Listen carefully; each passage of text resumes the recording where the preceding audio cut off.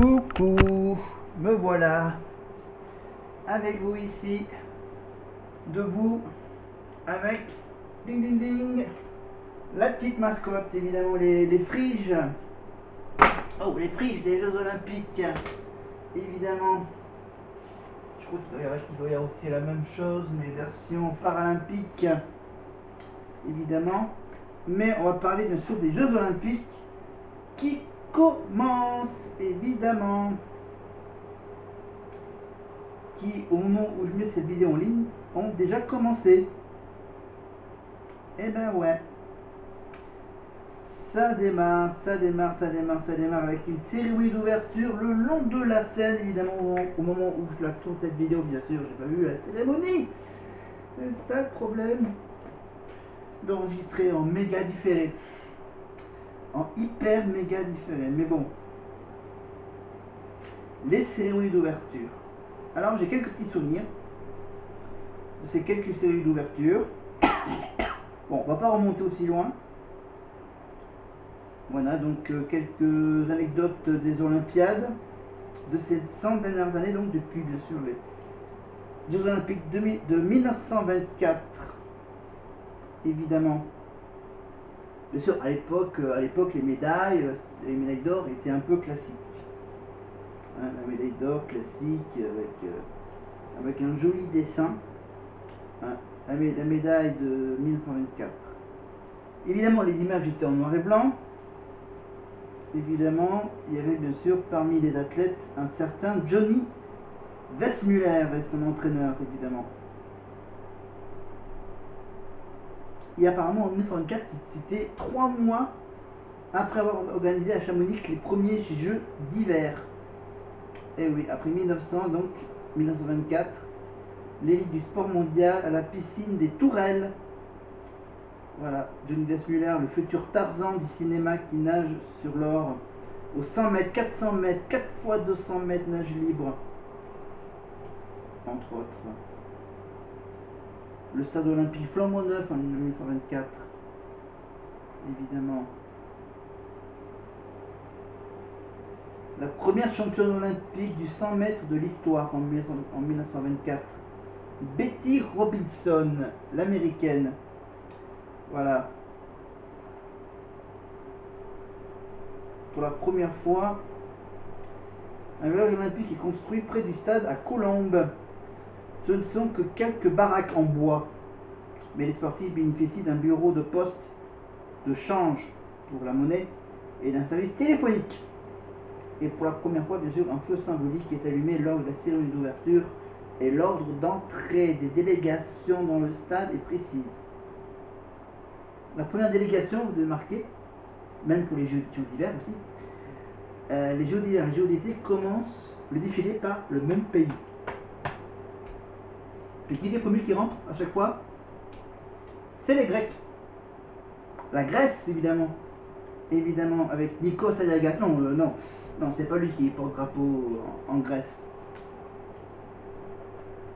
Est-ce qu'il est vraiment sportif, Nikos? Bon, quand ça sera sur TF1, les Jeux Olympiques, on posera la question à Nikos. Alors, mais c'est les Grecs qui commencent, bien sûr, la délégation. Vous dites qu'il y a un début et une fin. Bon, comme ça commence, vous voyez la Grèce, vous voyez, ah, ça commence. Et à la fin, le dernier pays qui passe, c'est le pays hôte. Pas bête, hein? Attends, ils auraient bien pu faire l'inverse. À l'inverse, c'est pas respectueux au niveau de l'olympisme, d'Olympie, des Grecs. Bon, c'est comme ça. C'est les Grecs en premier, et à la fin, là c'est la France, dans 4 ans ça va être les Américains, la grosse délégation américaine. Là, la grosse délégation américaine sera dans le milieu. Voilà. Hein, les JO à Los Angeles dans 4 ans. Alors que dans les années 20, que dans les années suivant les Jeux de Paris de 1924, il y a eu d'abord, après 24, il y avait 28. 1928, Amsterdam. Ah oui, c'était à Amsterdam, c'est pas Paris, c'est à Amsterdam qu'il y a eu donc le feu symbolique. Et c'est à Amsterdam qu'il y a eu donc la première championne olympique de l'athlétisme du 100 mètres.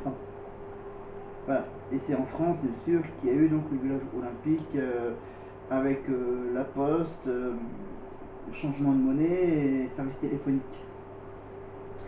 À Los Angeles en 1932. Ok. Bon, eux, ça va pas faire 100 ans pile poil. Hein.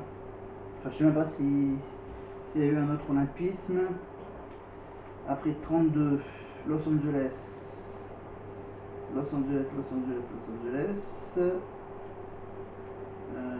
Ben non, c'est ça. Alors pour Los Angeles, qu'est-ce qu'il y a eu pour la première fois? Pour la première fois, il y a eu un podium. Ah oui, les médaillés montent sur un podium en 1932. La première fois que les médaillés montent sur un podium, comme aux Jeux d'hiver de Lac Placide qui ont eu lieu 5 mois plus tôt. Voilà. Tandis qu'il est hissé le drapeau du vainqueur, évidemment.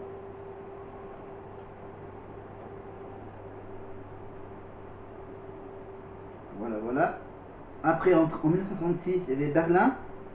Berlin, ça c'est le relais de la flamme olympique, c'est ça, un relais organisé pour acheminer la flamme olympique du site antique d'Olympie à la ville haute des Jeux olympiques jusqu'à Berlin. Le parcours de 3000 km traverse 7 pays. Nous, on a un peu triché, on a pris un bateau pour aller de la Grèce à la France. Et après, on a repris un autre bateau pour faire les territoires d'outre-mer. Ah oui. Londres, 1948, tiens. 48. Non. Pour la première fois, les jeux peuvent être diffusés sur des postes de télévision à domicile. Les images étaient jusque-là projetées dans des cinémas. Tu vas voir quoi au cinéma? Je vais voir le Jeux Olympiques. Voilà, jusque-là projeté dans les cinémas, même si après la guerre, voilà, peu de Britanniques en sont équipés. Les télés en noir et blanc. Voilà. Et à l'époque, en 1948, il y avait quand même 59 délégations et 4104 athlètes. Évidemment. Voilà, évidemment, avoir.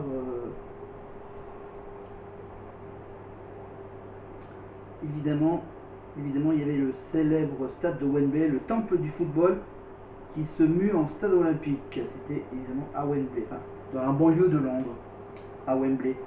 52 Helsinki, évidemment. Helsinki. 56 Melbourne. Donc Helsinki, Melbourne. 60, les 1960 c'était Rome. Rome avec Cassius Clay, évidemment. Il avait 18 ans en 1960, Cassius Clay.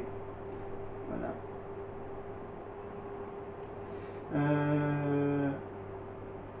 Tiens, en 64 à Tokyo, pour la première fois, les femmes participaient à un sport d'équipe, le volleyball. Voilà, pour la première fois, les femmes pouvaient faire du volleyball aux Jeux Olympiques. Voilà. Ah oui, pour les deux tournois, masculin et féminin en 64 à Tokyo. Voilà. En 68, évidemment, à Mexico, évidemment, Tommy Smith, évidemment, le point levé, bien sûr, le fameux Black Lives Matter. Ah, je suis nul en anglais, je suis mauvais avec ça en anglais. Enfin bref, voilà, le geste de protestation de Tommy Smith, vainqueur du 200 mètres, et John Carlos, troisième. Voilà.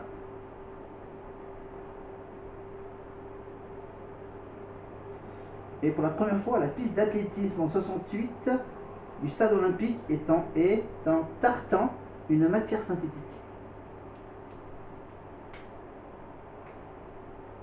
Voilà, le Mexique est le premier pays latino-américain à organiser les Jeux olympiques en 68. Voilà.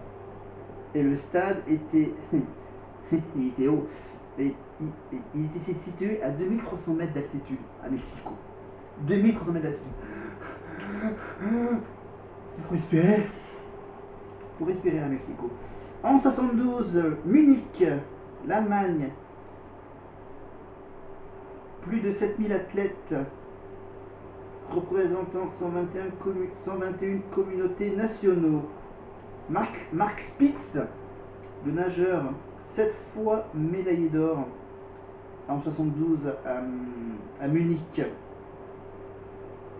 Et évidemment, pour la première fois, il y a eu donc le serment olympique, qui est réservé aux athlètes depuis 1920, prononcé par un représentant des officiels, juges ou arbitres.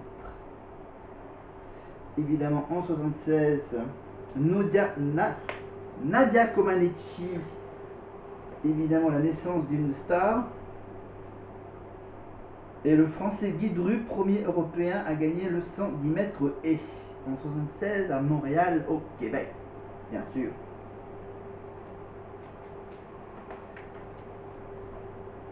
J'espère que ça reviendra à Montréal un jour, les JO. Peut-être pour l'hiver. 1980, Moscou. Évidemment, Moscou. Les premiers Jeux olympiques à Moscou.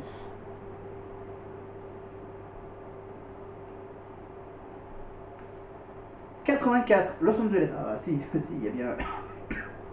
Voilà, donc ça fait depuis 84, voilà, donc ça fera pas un contre. 84, donc le retour des JO, le Coliseum. Et oui, le Coliseum, le stade de Los Angeles en 84. Et il y avait un ballon dirigeable qui filmait la cérémonie à grand spectacle. Les fameux ballons dirigeables. Évidemment, il y avait la star Carl Lewis en 84. Voilà. Et pour la première fois, les Jeux Olympiques sont principalement financés par le secteur privé. Et ils dégagent un bénéfice, notamment grâce au sponsoring. Et oui, 84, les Américains, ils ont inventé le sponsoring olympique. 88, Séoul. 159 nations. Avec Steffi Graf, bien sûr, qui gagne la médaille d'or en tennis. Et Florence Griffith Joyner sur 200 mètres. Médaille d'or et record du monde en 88.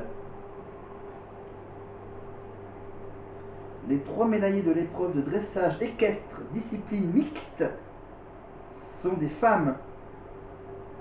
Avec une Allemande en médaillée d'or, la Française Margit Otto-Crépin et Christine Stöckelberger, la Suisse. On était en 88. On passe aux ères modernes, évidemment le côté moderne de Barcelone, le stade olympique de Barcelone. Évidemment les athlètes qui défilent tous ensemble en clôture des Jeux. Évidemment. Qu'est-ce qu'il y a d'autre? Évidemment il y avait le plongeon. Évidemment le spectacle du plongeon. Et on avait la vue sur la ville de Barcelone. C'était sur les hauteurs de Barcelone, l'épreuve de plongeon. Là, cette année, le plongeon, ça sera sur la Seine. Les stars de la NBA qui découvrent la fête olympique, qui remporte le tournoi de basket en 92. Et à la victoire sur 1500 mètres d'Asimba Boulmerka en 92. Évidemment, on passe maintenant en 96. Évidemment, le centenaire des Jeux à Atlanta. Michael Johnson pour l'athlétisme. Et c'est surtout évidemment Marie-Josée Perret qui signe un doublé historique sur 200 et 400 mètres à Atlanta en 96, évidemment avec les commentaires de Bernard Montel. Évidemment, on retrouve le célèbre commentateur de l'athlétisme sur RTL.